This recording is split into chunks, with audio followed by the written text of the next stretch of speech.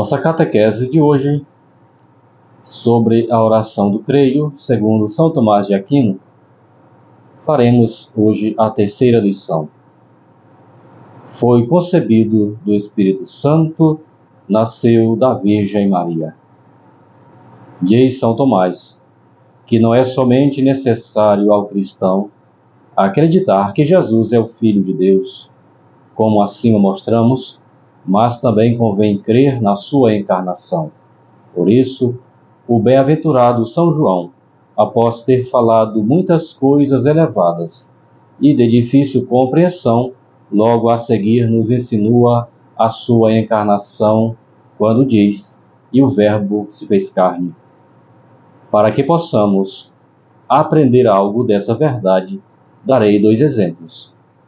Sabe-se que nada é tão semelhante ao Filho de Deus como a palavra concebida em nosso interior, mas não pronunciada exteriormente. Ninguém conhece a palavra enquanto está no interior do homem, a não ser ele que a concebeu. Mas logo que é proferida exteriormente, torna-se conhecida. Assim, o Verbo de Deus não era conhecido senão pelo Pai, enquanto estava no seio do Pai. Mas logo que se revestiu da carne, como a palavra concebida no interior, pela voz, tornou-se manifesto e conhecido.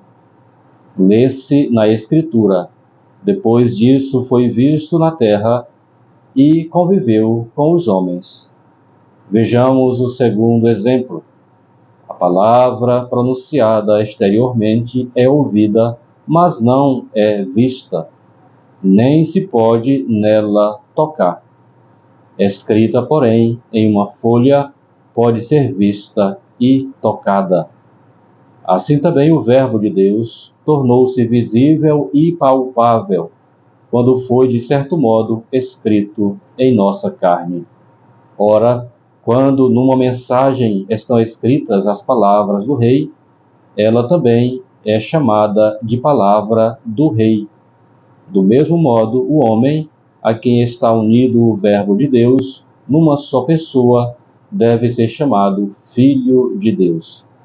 Lê-se em Isaías: toma o grande livro e escreve nele com a pena de um homem. Declararam também os apóstolos que foi concebido do Espírito Santo, nasceu da Virgem Maria.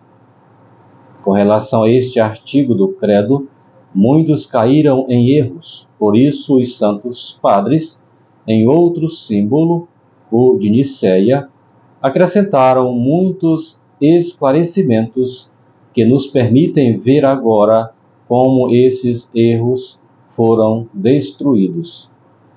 Orígenes afirmou que Cristo nasceu e que veio a este mundo para salvar também o demônio. Disse ainda que todos os demônios seriam salvos no fim do mundo. Afirmar tal coisa, porém, é ir contra a Sagrada Escritura, pois se lê no Evangelho de São Mateus: afastai-vos de mim, malditos, e ide para o fogo eterno, que foi preparado para o diabo e para os seus anjos. Por essa razão, foi acrescentado no símbolo que desceu dos céus para nós, homens, não se diz para os demônios, e para a nossa salvação. Essas palavras evidenciam ainda mais o amor de Deus para conosco. Fotino, outro herege, não obstante ter aceito que Cristo nasceu da bem-aventurada Virgem Maria, afirmou que ele era um simples homem que, por ter vivido bem e ter feito a vontade de Deus, mereceu ser considerado Filho de Deus, como são os outros santos. Contra essa afirmação, lê-se na Sagrada Escritura: desci do céu para fazer não a minha vontade, mas a vontade daquele que me enviou. Ora, é evidente que não teria descido do céu se aí não estivesse, e, se fosse um simples homem, não poderia ter estado no céu. Para afastar esse erro, foi acrescentado: desceu dos céus. Manes ensinava que Cristo foi sempre Filho de Deus e que desceu do céu, mas não possuía verdadeira carne, pois que esta era apenas aparente. Isso é falso. Ora, não convinha ao mestre da verdade mostrar-se com alguma falsidade. Por isso, como apareceu em verdadeira carne, devia também possuí-la. Lê-se no Evangelho de São Lucas. Palpai e vede, porque o Espírito não tem carne nem ossos, como vós me vedes possuir. Para afastar tal erro, os padres acrescentaram: e se encarnou.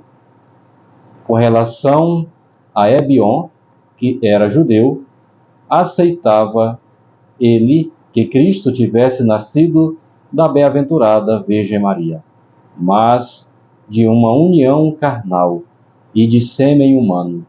Isso, porém, é falso, porque o anjo disse: o que nascerá de ti é obra do Espírito Santo. Para afastar esse erro, os padres acrescentaram: do Espírito Santo. Valentino aceitava que Cristo tivesse sido concebido pelo Espírito Santo, mas também ensinava que Cristo trouxera um corpo celeste e o depositara na bem-aventurada Virgem, e que este corpo era o de Cristo. Por esse motivo dizia: a bem-aventurada Virgem nada fizera senão ter se dado como receptáculo daquele corpo, e que este passava por ela como por um aqueduto. Mas tal afirmação é falsa, porquanto o anjo disse: o santo que de ti nascer será chamado Filho de Deus.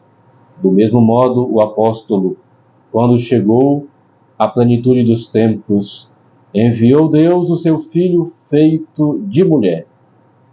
Eis porque os padres acrescentaram no símbolo: nasceu da Virgem Maria. Ário e Apolinário, dois grandes hereges também, afirmaram que Cristo era o Verbo de Deus e que nasceu da Virgem Maria, mas que não possuía alma, estando em lugar desta a divindade. Mas isto é contra a Escritura, onde se encontram estas palavras de Cristo: agora a minha alma está perturbada. Para refutar o erro de ambos, os santos padres acrescentaram no símbolo: e se fez homem. Ora, o homem é constituído de alma e corpo. Por conseguinte, ele possuiu tudo o que o homem pode possuir, exceto o pecado. Pela expressão fez-se homem, são destruídos todos os erros acima enumerados e todos os que possam surgir. Foi destruído por essa expressão principalmente o erro de Eutíquio, que ensinou ter havido uma mistura, isto é, que havia uma só natureza em Cristo, oriunda da divina e da humana, de modo que Cristo não era nem simplesmente Deus, nem simplesmente homem. Tal afirmação é falsa, porque se não fosse falsa, Cristo não seria homem como fora definido: fez-se homem. É destruído também o erro de Nestório, que afirmou que o Filho de Deus reuniu-se ao homem só por inabitação. É falsa também essa doutrina, porque então não estaria escrito apenas homem, mas no homem. O apóstolo São Paulo declara que Cristo foi homem, foi reconhecido conforme se apresentou como homem. Lê-se também em São João: Por que me quereis matar? Eu, um homem que vos disse a verdade que ouvi de Deus. Dessa exposição sobre o terceiro artigo do Credo, podemos tirar algumas conclusões práticas para a nossa instrução. Em primeiro lugar, para a confirmação da nossa fé. Se alguém falasse de uma terra longínqua, na qual nunca estivera, não seria tão bem aceita a sua palavra como seria se a conhecesse. Antes da vinda de Cristo, os patriarcas, os profetas e São João Batista falaram algumas verdades a respeito de Deus. Os homens, porém, não acreditaram nelas como acreditaram em Cristo, que este, com Deus e mais do que isso, constituía um só ser com Ele. Eis porque a nossa fé foi muito mais confirmada pelas verdades transmitidas por Cristo. Lê-se em São João: ninguém jamais viu a Deus. O Filho unigênito que está no seio do Pai nos revelou muitos mistérios da fé que antes estavam velados, nos foram revelados após o advento de Cristo. Em segundo lugar, para a elevação da nossa esperança.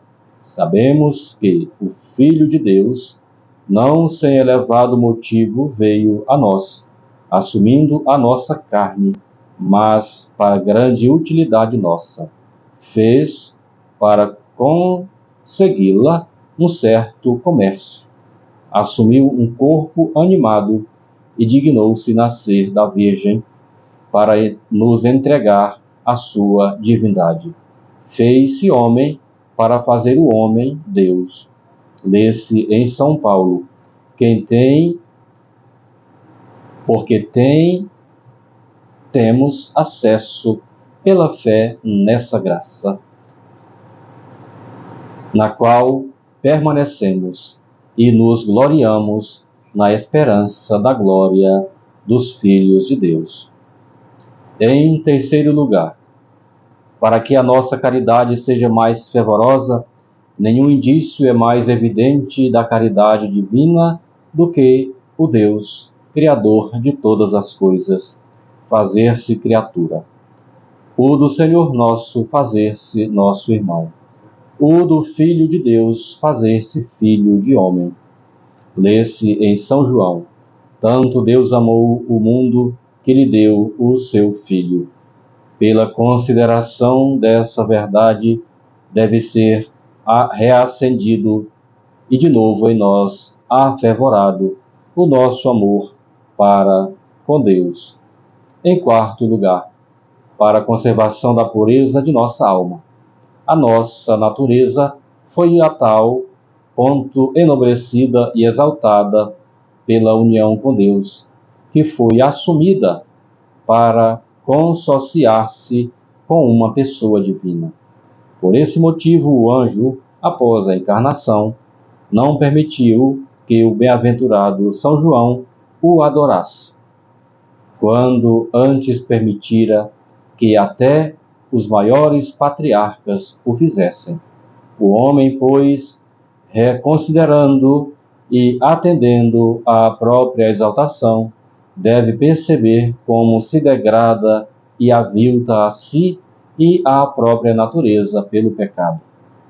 Por isso escreve São Pedro: por quem nos concedeu as máximas e preciosas promessas, para que nos tornássemos consortes da natureza divina, fugindo da corrupção, da concupiscência que existe no mundo.